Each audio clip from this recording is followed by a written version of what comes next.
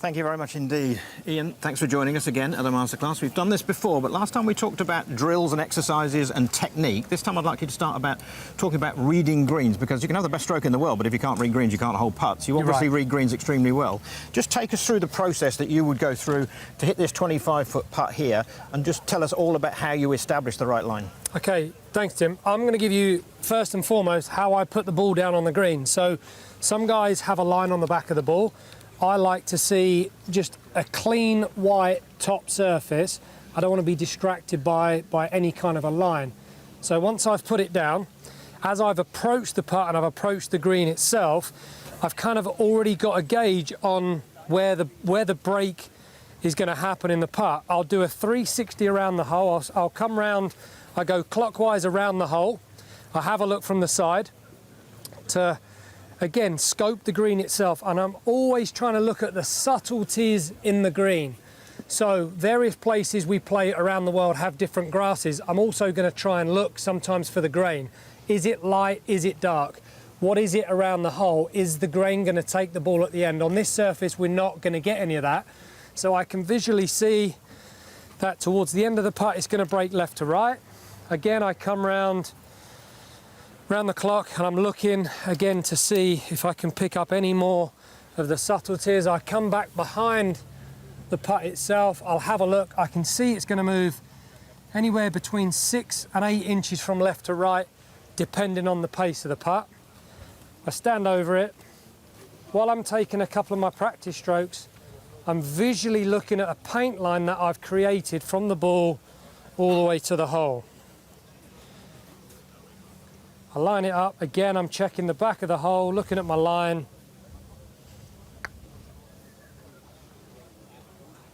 I've hit that a bit firm. Because I've hit it a bit firm, it's actually missed on the high side, so my read was right, my pace was wrong. It was absolutely perfect read, as you say, and it's the first time you're going to get that putt, so we can accept you getting the pace fractionally wrong. Shorter putts now, again with a big break. I've been mean here. I've put you on quite a serious slope so the viewers can really see the undulation and the degree that the ball moves in its running.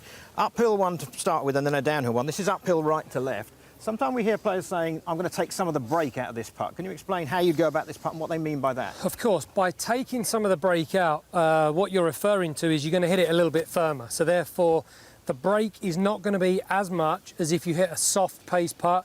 If the ball just drops into the hole at a soft pace, it's obviously not going to get to the back of the cup, so it's going to use more break. If it goes in firm, it's obviously going to hit the top of the cup where the soil is. That's how I like to hole these putts, and therefore you're referring to taking some of the break out by hitting it firm. So from these distances, I quite like to hit the putts relatively firm. He doesn't miss from that range. I say that. This is a vicious putt. Downhill left to right, very quick. Obviously, you're not going to go about this in the same way and hit it very firmly because you could run it 10 feet past. How are you going to go about it? Absolutely. The uphill putts you can hit a bit firmer because you're not worried about running it past the hole, or it's not going to go past the hole as far. The downhill putts approach is a tiny bit different. You won't hit these ones quite as firm because they could run out past the cup if they miss. So you hit that one a little softer, it will break in.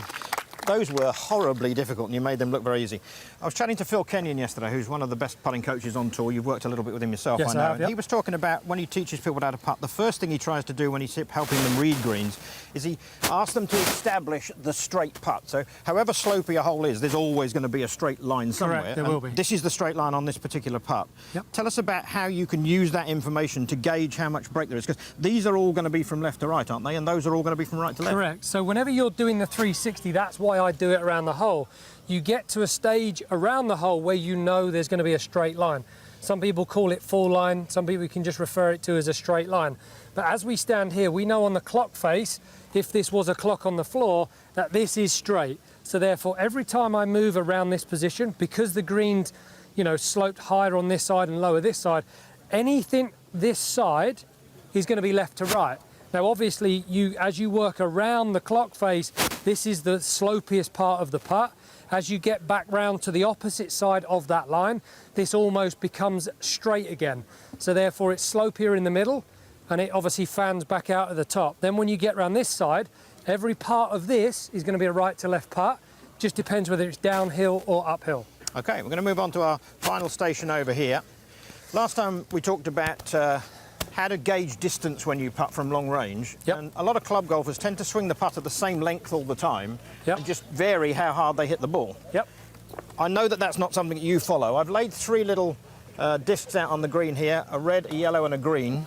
And I'd like you to hit one putt to each of those and just explain how you make the ball travel further, what it is you change in your stroke. It's really, your tempo should really be about the same, whether it's a 15-foot putt, whether it be a 30-foot putt. So, and what I refer to is that in terms of tempo, it's the actual tempo of your stroke. The only thing that's going to change is the length of backswing, the length of follow-through. So for the short putts, it needs to stay the same. I don't know my reference point, but you're going to pull it out for me here. But what I try and do is make sure that when I hit the putt, my backstroke and my follow-through is the kind of same distance. You've marked out there 11. So to the red disc, yeah, you were 11 inches in the backswing. And then to the yellow disc, obviously it's going a bit further. Yeah, goes out to about there. So, and each one of these times, I mean, those last 2 putts on pace have been very good.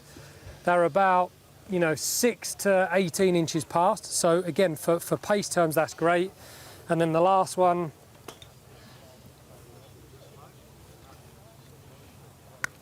That one moved out to about here. May have got that one slightly too far.